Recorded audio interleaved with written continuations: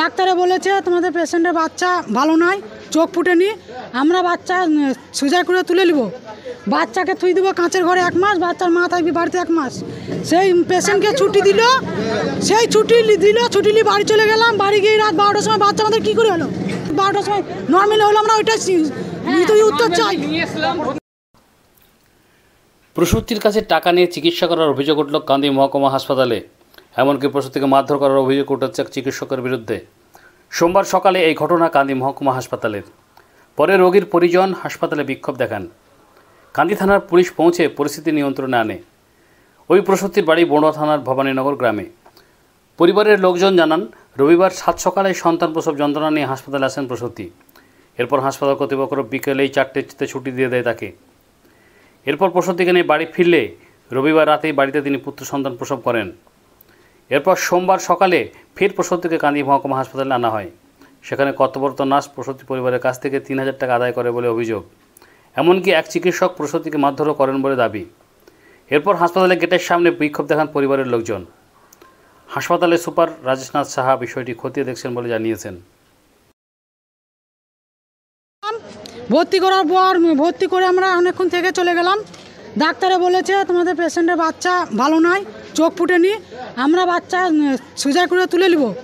বাচ্চাকে থুই দেবো কাঁচের ঘরে 1 মাস, বাচ্চার মা থাকবে বাড়িতে 1 মাস। সেই পেশেন্টকে ছুটি দিল, সেই ছুটি নিয়ে বাড়ি চলে গেলাম। বাড়ি গিয়ে রাত 12টার সময় বাচ্চা আমাদের কী করে হলো? এটা আমরা উত্তর চাই। ভর্তি সকালে করা হয়েছে, তারপর 4টের সময় ছুটি দিয়েছে। আমার 7 দিন ছিল আমাদের পেশেন্ট। ডাক্তারে বলছে বাচ্চার চোখ ফুটেনি, কিছু হয়নি, বাচ্চা এখন ভালো নয়, বাচ্চা আমরা সিজার করে তুলে আমরা বাচ্চা কাঁচের ঘরে রাখবো, রেখে বাচ্চার মা থাকবে বাড়িতে। আমরা পেশেন্ট ছুটি নিয়ে বাড়ি চলে গেলাম।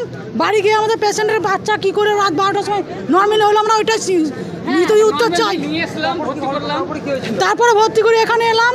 এসে আমার বোনটা বলেছে যে আমার মা বাবা আসুক দিয়ে আমি চেক আপ করবো।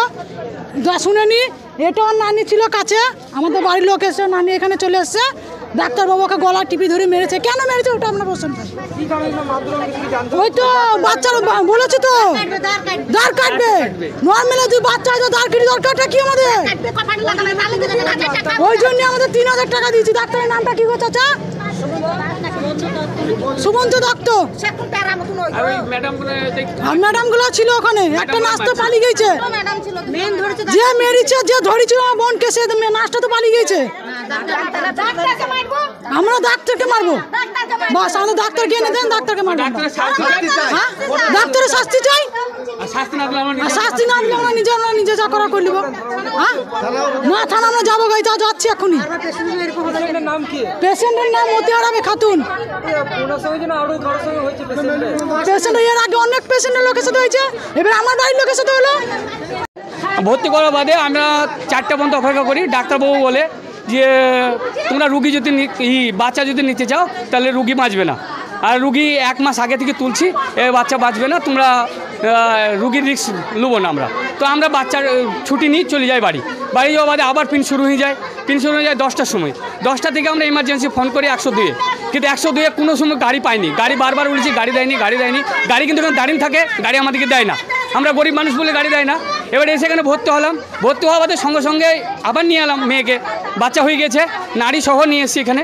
ভর্তি করার বাদে তখন আমাদেরকে বলছে যে মেয়ের দাঁড় কাটতে হবে, পেশেন্টের দাঁড় কাটতে হবে। তো নর্মাল বাচ্চা হয়ে গিয়েছে, তার দাঁড় কাটার কি দরকার আছে? বাড়িতে বাচ্চা হয়েছে বলে দাঁড় কাটবি না, ওরা শোনে না। দাঁড় কাটবো, প্রথম থেকেই ঝগড়া হয়েছি। তারপরে নিয়ে এসে রুগী ভর্তি হয়েছে, আমরা বাড়ি গেছি, নর্মাল চলে গেছি। এবার আমরা যাহা বাড়ি চলে গেছি তাহা ওরা এসে ওই রুগীকে মারধর করেছে দাঁড় কাটার জন্য। ওই দাঁড় কাটবে, টাকা নেবে তার জন্যে। 3000 টাকা কত চেয়েছিল জানি না, আমরা 3000 টাকা দিই না। আমরা ডাক্তারের নামও জানি না, যারা আজকে ছিল ইমার্জেন্সি যারা আছে ডাক্তার, সেই ডাক্তার। আমরা এখনও ডাক্তারের নামও জানি না, কোন ডাক্তারের হাতে ভর্তি করেছি। সকালবেলাতে মারধর করেছে, আমরা ভর্তি করেছি রাত্রিতে।